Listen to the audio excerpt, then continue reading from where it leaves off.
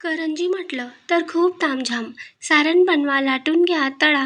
तरीसुद्धा दिवाळी झाल्यावर जर शिल्लक राहिली, तर त्यातील सारण कडक होऊन ती खाल्ली जात नाही. आज आपण खुसखुशीत आणि खस्ता करंजीचे आवरण तर असेलच, पण सारणसुद्धा तेवढेच मऊसूत आणि टेस्टी. नमस्कार, श्रीदेवी किचन प्रतिभाज रेसिपीमध्ये मनापासून स्वागत आहे. दिवाळीच्या खूप खूप शुभेच्छा. पाहूयात. तर सर्वात आधी आपण मैदा भिजवून घेऊयात. इथे मी 2 वाटी एवढा मैदा घेतला आहे. वजनी म्हणाल तर एक पाव किलो एवढा मैदा आहे. 250 ग्रॅम एवढा मैदा घेतला आहे. आता यात घालूया. याच वाटीने मी मैदा आणि तूप रवाही मोजून घेतले. याच वाटीने एक पाव वाटी एवढा रवा घेतला आहे. त्यानंतर अगदी 2 चिमूट एवढं मीठ घालूयात. अगदी थोडंसंच यात मीठ घालून हे सर्व मिक्स करून घेऊयात. रवा आणि मैदा मीठ मिक्स करून घेतले. आता यात घालूया आपण तुपाचे मोहन. तर इथे मी तूप जास्त कडकडीत गरम करून घेतलं नाही, अगदी थोडंसंच वितळून घेतलं आहे. तर हे याच वाटीने एक पाव वाटी एवढं साजूक तूप आहे. फ्रीजमध्ये थोडंसं घट्टसर होतं म्हणून थोडंसं वितळून घेतलं. जास्त तूप आपल्याला इथे कडकडीत करायचं नाही आहे, तर अगदी थोडंसं गरम करून घेतलं. आणि आता हे तूप मैदा रवा मिक्स करून घेऊयात. मैदा रवा तूप आपल्याला चांगलं असं मिक्स करून घ्यायचं आहे, म्हणजे हे जे तूप आहे रव्याच्या आणि मैद्याच्या कणाकणाला लागलं पाहिजे, तोपर्यंत हे चांगलं असं चोळून चोळून तूप मिक्स करायचं आहे. पण अजिबात इथे तूप गरम करायचं नाही आहे, फक्त वितळूनच घ्यायचं आहे. पुन्हा सांगते, मस्त खुसखुशीत असं याचं आवरण होतं. मग म्हणून थोडंसं मी तूप वितळून घेतलं. कडकडीत तेलाचं किंवा तुपाचं मोहन नाही घातलं. तर हे पहा, सर्व तूप वितळलेलं मैद्याला लावून घेतलं तर असा मस्त याचा मुटका बांधला जात आहे, म्हणजे तूप सर्व रव्याला आणि मैद्याच्या कणाकणाला लागलं आहे. आता हे चांगलं मिक्स करून घेतलं. तर हे आत्ताच थोडंसं मस्त ओलसर असं झालं आहे. आता यात घालूया पाणी. तर पाणी घालताना सुरुवातीला अगदी हातानेच असं थोडं थोडं पाणी घालायचं आहे. हे पहा, हातानेच आपल्याला थोडं थोडं पाणी करून यात घालायचं आहे. अजिबात असं जास्त पाणी घेऊन कणकेसारखं भिजायचं नाही आहे. थोडंसं घट्टसर असं भिजवून घेऊयात. तर हे पहा, या पद्धतीने आपल्याला मैदा भिजवून घ्यायचा आहे. अगदी थोडं थोडं पाणी घालायचं आहे आणि थोडं थोडं पाणी घालून हे चांगलं आपण भिजवून घेऊयात. आता मैदा आपण तर भिजवून घेतला आहे, पण आता हा अजून थोडासा घट्टसर आहे. हे पहा, यात रवा आहे म्हणून काय होईल की अजून पाणी सुटेल, म्हणून आपण एक मूठभर पाणी अजून यात घालूया आणि थोडंसं अजून तिंबून घेऊयात. याला थोडंसं असं मूठ देऊन देऊन भिजून घेऊयात, म्हणजे यात रवा आहे जर अजून मस्त असा भिजल्या जाईल आणि थोड्या वेळाने सुद्धा ही कणिक हा मैदा मस्त मऊसूत होऊन जाईल. तर हे पहा, आपण मूठभर पाणी घातलं तरीसुद्धा अजिबात पाणी दिसत नाही. आता मस्त असा हा मैदा भिजला गेला आहे. आपण सारण बनवून घेऊयात, तोपर्यंत मस्त असा मैदा मुरेल. तर इथे मी आता साठा बनवण्यासाठी 1 ते 1.5 चमचा एवढा मैदा घेतला आहे. त्यानंतर आता यात घालूया 2 चमचा एवढे साजूक तूप आणि मिक्स करून घेऊयात. तर याचा साठा बनवून घेऊयात आपण. तर या पद्धतीने आपण एकदम क्रीमसारखा हा साठा बनवून घेतला. आता करंजीसाठीचा साठा तर बनवून घेतला. आता यासाठीचे सारण पाहूयात. तर सारणासाठी मी इथे घेतले आहे पाव किलो एवढा खवा किंवा मावा.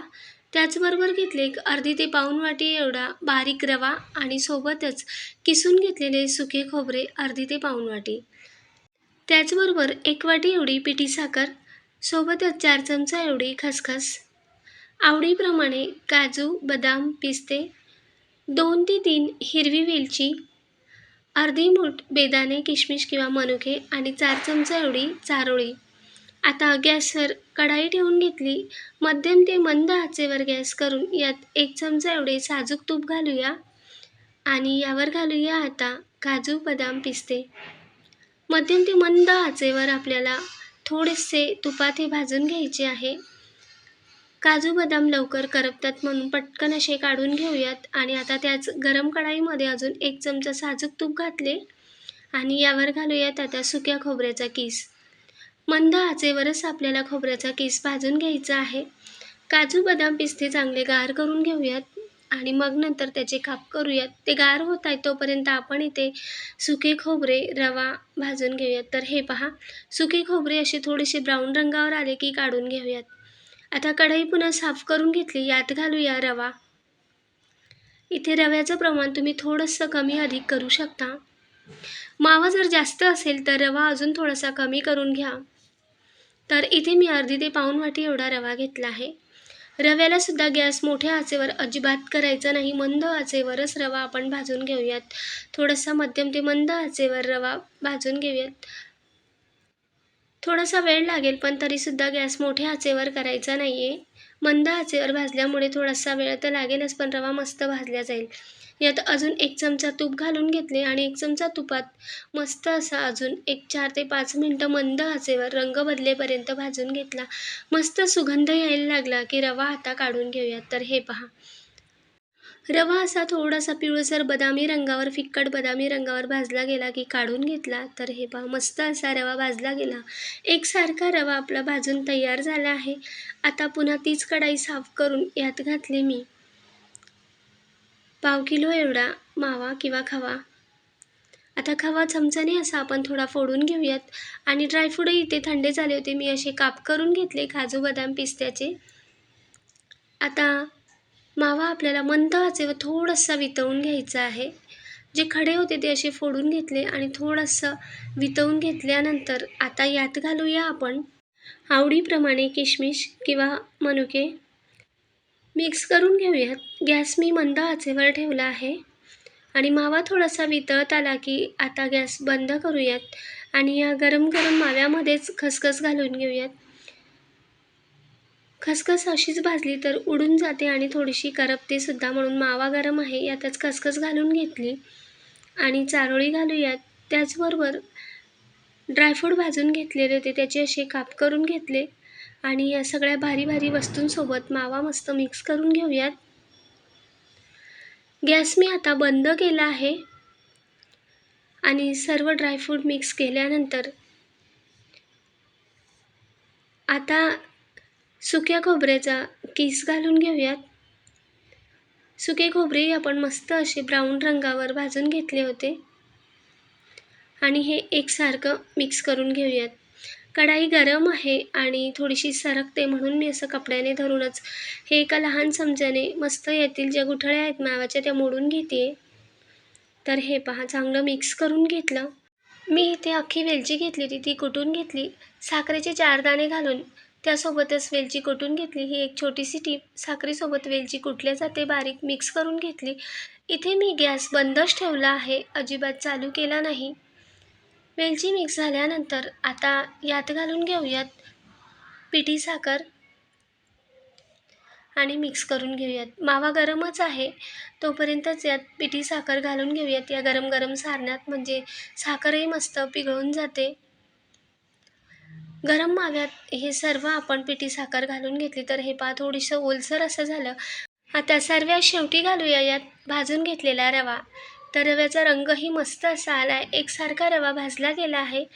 आता या गरम सारणातच रवा मिक्स करून घेऊयात. तर एकसारखा हा खाव्यामध्ये मस्त मिक्स करून घ्यायचा आहे. हे सारण खायलाही फार मस्त असं लागतं. आता चांगलं हे मिक्स करून घेऊयात. साखरेचं प्रमाण तुम्ही तुमच्या आवडीनुसार थोडंसं कमी अधिक करू शकता. आता सारण आपण थोडंसं झाकण ठेवूयात, म्हणजे अजून त्याला थोडासा ओलावा येईल आणि तोपर्यंत थंडही होईल.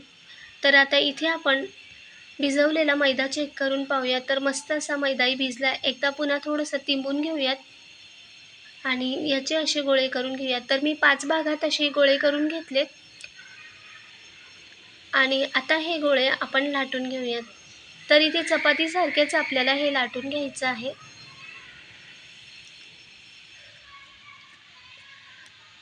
तर हे पहा, या पद्धतीने मी अशी याची चपाती लाटून घेतली. तर आपले हे 5 गोळे करून घेतले होते तेवढ्या मैद्यात मी. तर ही पहिली चपाती लाटून झाली आहे.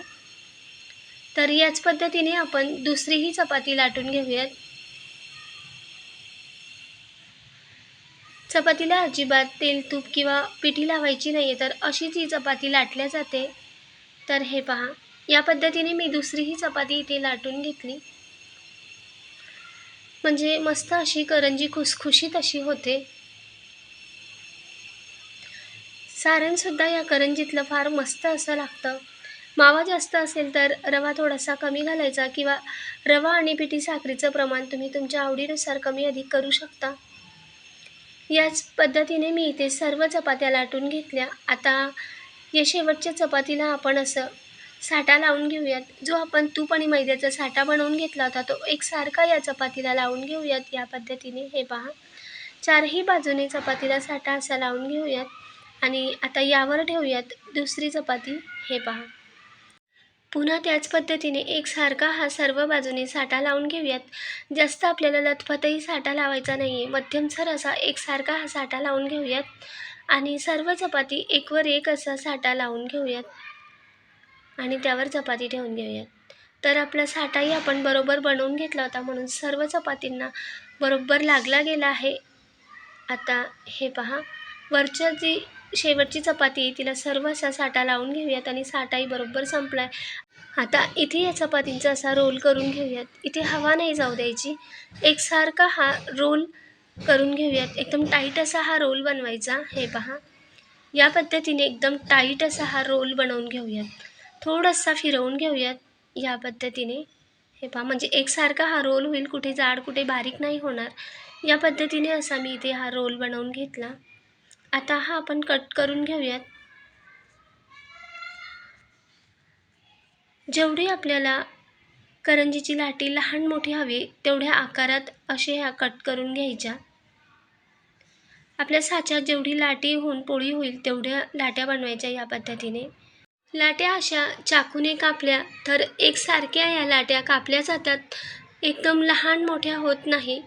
तर याच पद्धतीने आपण आता जो शिल्लक राहिलेला रोल आहे तो सुद्धा कट करून घेऊयात. तर इथे सर्व लाट्या अशा कापून घेतल्यात.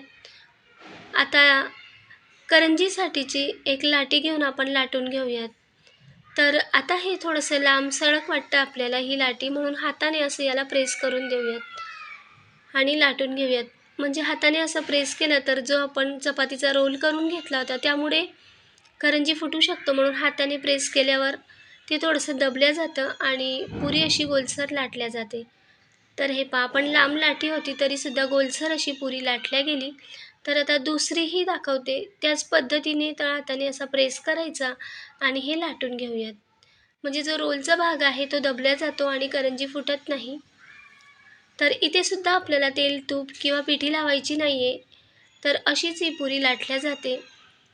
आता इथे मी 4 ते 5 पुऱ्या अशा लाटून घेतल्यात आणि आता आपण साच्यामध्ये ही पुरी ठेवूयात. करंजी बनवायला घेऊयात. अशी या साच्यात, करंजीच्या साच्यात अशी ही पुरी ठेवल्यानंतर आता इथे सारण भरून घेऊयात. तर जी आजूबाजूची कडा आहेत त्याला थोडासा पाण्याचा किंवा दुधाचा हात लावून घ्यायचा, म्हणजे करंजी फुटत नाही. तर हे पहा, बोटाने असं मी कडाला पाणी लावून घेतलं. आता यात सारण भरून घेऊयात. तर बसेल तेवढं 2 ते 4 चमचे सारण आपण यात असं थोडंसं प्रेस करून भरायचं. करंजीचा साच्याचा जो खोलवर भाग आहे तिथपर्यंतच हे सारण असं थोडंसं चमच्याने प्रेस करून एकदम दाबून असं भरून नंतर साचा आपण असा हा एका बाजूला करूयात आणि थोडंसं दाबून घेऊयात आणि जी कढी आहे साच्याची ती अशी पॅक लावून घेऊयात. तर म्हणजे करंजीमध्ये बरोबर अशी कट होते. तर हे जो शिल्लक राहिलेला भाग आहे पुरीचा तो असा काढून घेऊयात. आता याची जी क्लिप आहे ती साच्याची ती आपण काढून घेऊयात. तर ही क्लिप अशी अलगद वरती करायची या पद्धतीने. आता साचा खोलूयात. तर हे पहा, मस्त अशी करंजी आपली तयार झाली आहे. जास्तीचा भाग काढून घेतला आणि हे पहा, मस्त अशी करंजी आपली तयार झाली आहे. करंजी साच्यामुळे पटपटही होतात. आता याच पद्धतीने दुसरीही करंजी दाखवते. तर इथे मी एक 5-6 पुऱ्या लाटून घेतल्या होत्या. पुन्हा साच्यात अशी ही पुरी ठेवायची आणि खोलवर भागामध्ये असं थोडंसं प्रेस करून घ्यायचं, म्हणजे तेवढा भाग बरोबर तेवढा आकार येतो आणि त्या आकारातच आपल्याला हे सारण भरायचं आहे. थोडंसं प्रेस करून सारण भरल्यानंतर आता आपण साचा न पलटवता पुरीच अशी फोल्ड करून घ्यायची आणि तेवढ्या आकारामध्ये थोडंसं असं बोटाने प्रेस करायचं. म्हणजे पाणी लावलेला भागही बरोबर तिथेच प्रेस होतो. पुन्हा क्लिप बंद करायची, शिल्लक राहिलेला भाग काढून घ्यायचा आणि क्लिप उघडून तर हे पहा, अजिबात इथे करंजीचा भाग पाठीमागे शिल्लक राहत नाही. त्या करंजीपेक्षाही अजिबात इथे भाग शिल्लक राहिला नाही.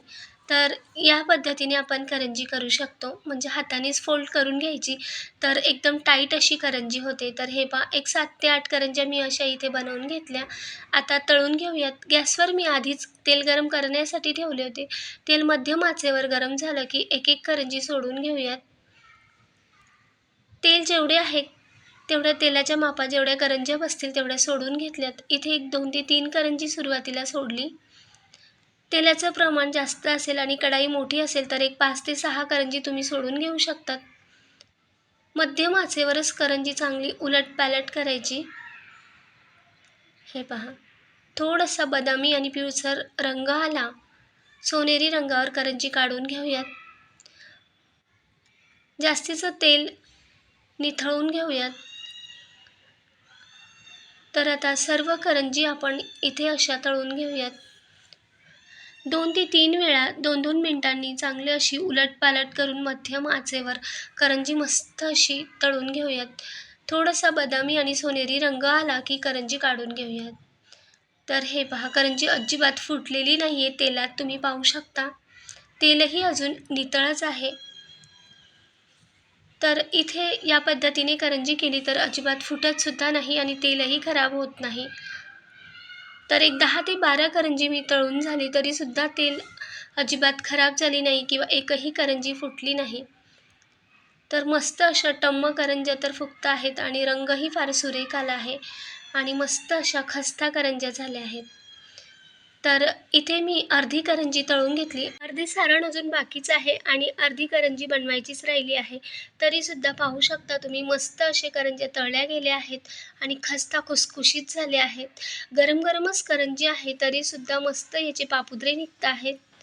तर हे पहा, सारणही फार मस्त असं दिसतंय आणि एक एक करंजीचा लेयर्स मोकळा असा होतो आहे. याचं वरचं जे आवरण आहे ते खस्ता आणि खुसखुशीत असं झालं आहे. खायलासुद्धा ही करंजी फार टेस्टी अशी लागते. करंजीच्या आतल्या सारणात मावा घातल्यामुळे करंजी संपेपर्यंत सारण मऊसूतच राहते. अजिबात असं कडक होऊन खुळखुळ वाजत नाही.